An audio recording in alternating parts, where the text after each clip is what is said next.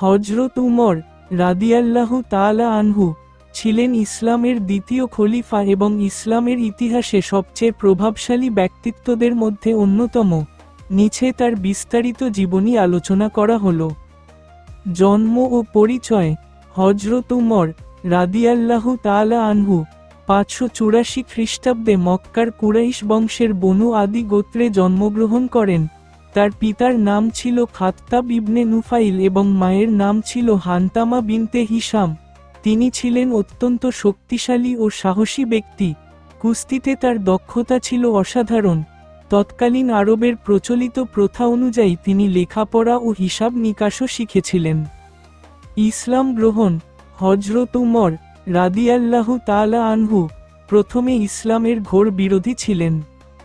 এমনকি তিনি নবী মুহাম্মদ সাল্লাল্লাহু আলাইহি ওয়াসাল্লাম কে হত্যা করারও সিদ্ধান্ত নিয়েছিলেন। একদিন তিনি তার তলোয়ার নিয়ে নবী সাল্লাল্লাহু আলাইহি ওয়াসাল্লাম এর খোঁজে বের হন। পথিমধ্যে তার বন্ধু নাইম ইবনে আবদুল্লাহর সাথে দেখা হয়। তিনি উমরকে জানান যে তার বোন ফাতেমা ও ভগ্নিপতি সাইদ ইসলাম ধর্ম গ্রহণ করেছেন। এই কথা শুনে তিনি প্রথমে তাদের বাড়িতে যান এবং তাদের মারধর করেন, কিন্তু যখন তিনি তাদের মুখে কোরআনের আয়াত শুনেন তখন তার মন পরিবর্তন হয়ে যায় এবং তিনি ইসলাম ধর্ম গ্রহণ করেন। ইসলামের সেবা। ইসলাম গ্রহণের পর হযরত উমর রাদিয়াল্লাহু তাআলা আনহু নিজেকে ইসলামের সেবায় নিয়োজিত করেন। তিনি ছিলেন একজন ন্যায়পরায়ণ, সাহসী ও দৃঢ়চেতা মানুষ। নবী মুহাম্মদ সাল্লাল্লাহু আলাইহি ওয়াসাল্লাম এর মৃত্যুর পর তিনি খলিফা নির্বাচিত হন এবং দীর্ঘ 10 বছর ধরে অত্যন্ত দক্ষতার সাথে খেলাফত পরিচালনা করেন। খিলাফতকালে অবদান। হযরত উমর রাদিয়াল্লাহু তাআলা আনহু এর খিলাফতকালে ইসলাম অনেক প্রসার লাভ করে। তার নেতৃত্বে মুসলিমরা পারস্য, মিশর এবং সিরিয়ার মতো বিশাল অঞ্চল জয় করে। তিনি ছিলেন একজন দক্ষ প্রশাসক এবং তিনি জনগণের কল্যাণ ও সুবিধার জন্য অনেক কাজ করেন। তার কিছু উল্লেখযোগ্য অবদান নিচে উল্লেখ করা হলো। বায়তুল মাল প্রতিষ্ঠা। তিনি মুসলমানদের জন্য একটি আর্থিক প্রতিষ্ঠান প্রতিষ্ঠা করেন, যেখানে যাকাত ও অন্যান্য দান জমা রাখা হতো এবং জনগণের প্রয়োজনে খরচ করা হতো। বিচার ব্যবস্থা সংস্কার। তিনি বিচার ব্যবস্থাকে আরও সুসংগঠিত করেন এবং বিচারকদের জন্য নিয়মকানুন তৈরি করেন। সামরিক সংস্কার।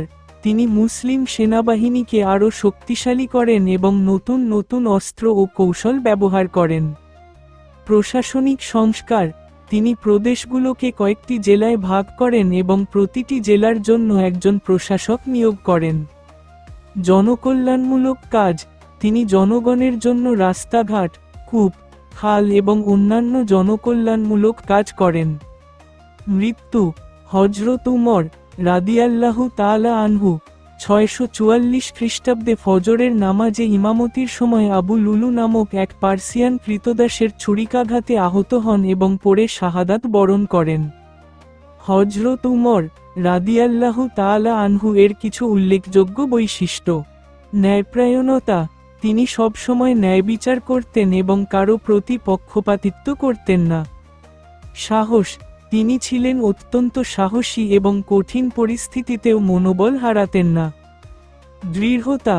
তিনি নিজের সিদ্ধান্তে অটল থাকতেন এবং কোনো চাপের মুখে নতি স্বীকার করতেন না। প্রজা বৎসলতা।